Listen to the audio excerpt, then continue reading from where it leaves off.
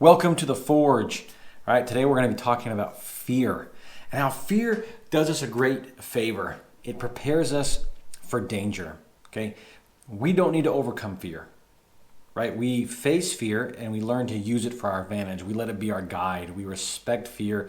We understand that it can move us forward. The special forces, they don't like guys to be fearless because then they get careless because they don't check their equipment. They don't check things. They don't check the surrounding. They don't listen because they're so just fearless. They're not scared of anything. They just run into things. So having that fear and using it to your advantage is gonna help you become more resilient in your life. Using the fear, taking it in, respecting it, letting it guide you, and letting it heighten your senses of what it's about. So there's chemicals that are released when the fight or flight happens. When you have that sense of fear, chemicals are released: epinephrine, norepinephrine, and dopamine. Those are all released, and that's what kicks in the fight or flight. It actually takes blood away from our digestive system and puts it into our heart and our skeletal muscles, right? So we can run or we can fight. And it also helps the blood flow and coagulate stuff. So when you get wounded, it'll actually help stop blood flow to those wounds as well. I don't know why I'm pointing my arm. If I get cut or a shot or something like that, I don't know what I'm thinking, right? But it slows down that thing. So our brain is just incredible. It's incredible the way it does things, the way those chemicals kick in, the way that it processes the fear, right? Another great thing that fear does, it helps us remember things. So if you think back on a major event in your life, let's just say it doesn't have to be something that's scared. Let's say something that it has that high emotion, right? It can be like a sexual memory. It can be a memory that you're scared of, afraid of, or anything, right? You can, if you close your eyes and think about it, you could probably tell me every detail you know about that room. The smell, the time, the sense of it. You have that memory in your brain. The first kiss I shared with my wife, I remember everything about it, right? I remember the smell of her perfume. I remember where we were. I remember the smell of the day. I just remember all these things because it was such a phenomenal, high emotional moment in my life. The same thing when my house burned down. That smell, there's a very different smell. It's like a bonfire. It's a smell that was in the house. And when the house was on fire. And that smell is just ingrained in my brain. I will never forget that smell and that vivid feeling of that night because the emotions were so high. Where those chemicals were released, and then all of a sudden my memory, it sticks in my memory.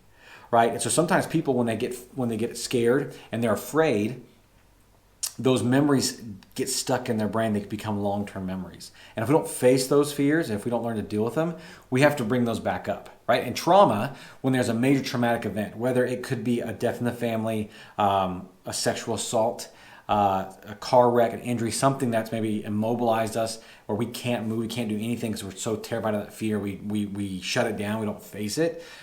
You know, a lot of these trauma therapists, they will actually bring that in a safe environment. They bring that trauma back to surface in our memory. They bring it back, and then we have to face it because we want to try to create new memories with that fear. There's a story about a guy who went skydiving, and the plane started to go down. It started to fill up with smoke, and the engine caught on fire, and they were in this plane, this little small prop plane. Now, luckily, the captain landed it safely in a field, but the plane burst in flames. It was a very scary moment. And he said, if I don't go skydiving right now, if I don't jump, I will never get in a plane again in the rest of my life. He was so terrified. He was like, I have to do it. I have to face it. And what did he do? They took him back. He got on a plane and he jumped. They had to strap the parachute and almost throw him out because he was so scared. But he said that helped him face it. It created a new memory, that exhilarating feeling of it. He's like, I was never more motivated to get out of an airplane than that moment.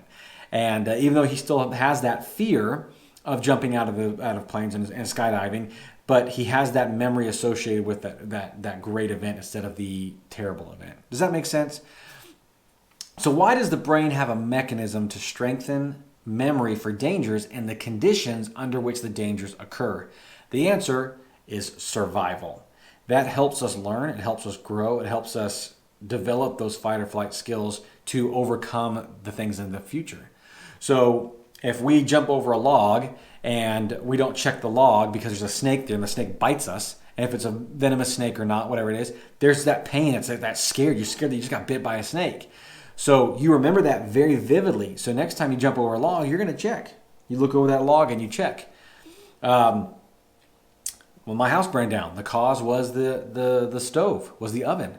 And they're not sure if it was electrical, if it was a malfunction, or if it was something that was left on that was accidentally put on the fire, the stove. If the stove wasn't completely turned off on those ceramic electric top things or stove tops, I don't know. But I can guarantee me and my wife, before we leave the house, if we know no one's going to be there, we check the oven.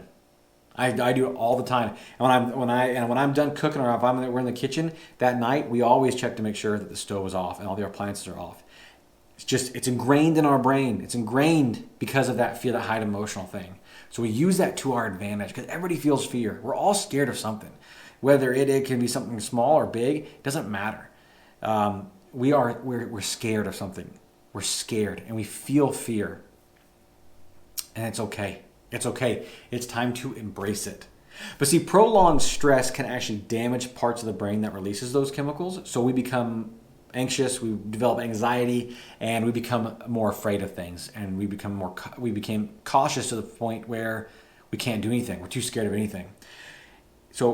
But that's if we don't face the fear, if we don't overcome it. If we don't face it, not overcome it, if we don't face it, we don't use it to our advantage, we don't have it in our lives, we don't deal with it, then it becomes debilitating. So fear in the short term benefits us, but fear long term will actually hurt us. It can actually, it'll damage us bad. All right. So you have to view fear as a guide and an opportunity to grow. You create those memories when those fear happens, create the good memories, attach it onto that fear, okay? Then the only difference between fear and panic is control. So if we let fear be our guide, if we understand it, we control it, and we embrace fear, then it becomes to our advantage. If we let it control us and we go all crazy and we don't know how to control fear and use it and deal with it, then it's panic. Okay? So these are 5 steps, and we're going to talk about the 5 steps to help you deal with fear, and then I'm actually going to walk you through a scenario that I use when I fly. I'm terrified of flying. I'll tell you about in a minute. So first thing, you want to get as much information as possible about what you fear. Step 1. Step 2 is learn and practice the skills necessary to overcome that fear. Develop a plan and a backup plan. Confront the fear with a friend or a loved one or a colleague or someone you respect, someone that is very good at that subject, or someone you trust that is good under pressure. And take a calculated risk. Now, these steps can be done with stuff that you're scared of, long term, you've been scared of for a long time. It can also be things that happen right away when you're scared to do something. Public speaking, you have to do an event posing, you're scared of spiders, you're scared of the dark, you're scared of dogs. So let's take a couple scenarios here. Let's just say you're scared of dogs, okay? So get as much information as possible about dogs, okay? So learn about dogs. Learn why they bark. Learn why they run after people. Learn why they do the things they do. If you're scared of a certain breed, if there's a dog that barks in your street that you're scared of, learn about that breed. Learn everything about them, right? Get as much information that you can about it. And then if you wanted to, overcome that fear, you learn and practice the skills to the dog. So teaching a dog a trick, maybe finding a friend who has a very friendly dog, and you start petting that dog. You start teaching it tricks, or you start letting it tricks. You feed it. You let it sit in your lap. You start learning the skills and to overcome that thing, and you start slowly facing the fear of dogs. Right? Watching funny videos of dogs that make you laugh, make you happy. So you start having a positive image of a dog. You develop a plan and a backup plan. So what happens if a dog does attack? If a dog bites you, what do? Learn the skills and you get them information, learn the skills about what happens if a dog attacks you. So if it grabs your arm, do you grab its nose and pull it back? Do you jab it in the eye? Do you punch it in the face? Do you carry a little can of small mace with it and spray the dog in the eyes? What is that going to be? What's your plan? What's your first plan that you're going to do? And know that plan inside and out. Then you have a backup plan, okay? So if I grab the dog's nose, doesn't work, I'll go for the eye. If the eye doesn't work, then I'm gonna punch it. If there's dog spray that sprays on there, that kind of stuff, I'm gonna protect my neck. You have a plan, you have a backup plan. And again, we talked about before, confronting a dog with a friend. So going over there with a friend that you trust and you like, and it has a friendly dog, go over there and play with the dog, pet the dog, feed the dog, do things with it, but you're in a company of a friend that maybe will take that dog away or be able to help with it. Then you got to take a calculated risk. You got to be around dogs. Walk by that fence that dog's scared. Does that make sense? That's a lifelong fear. You're afraid of public speaking. Get as much information about public speaking. How do you do it? What are good ways to open it? Consult a public speaking coach. Get as much information as you can about that event, because that might be just a one-time event that you're scared of. Get as much information of it. Practice those skills that you learn. Get up in front of this kind of goes into with a friend. Get up in front of a few friends and practice your speech. Practice talking to them in a formal setting, and use those skills that you've learned. Have a plan.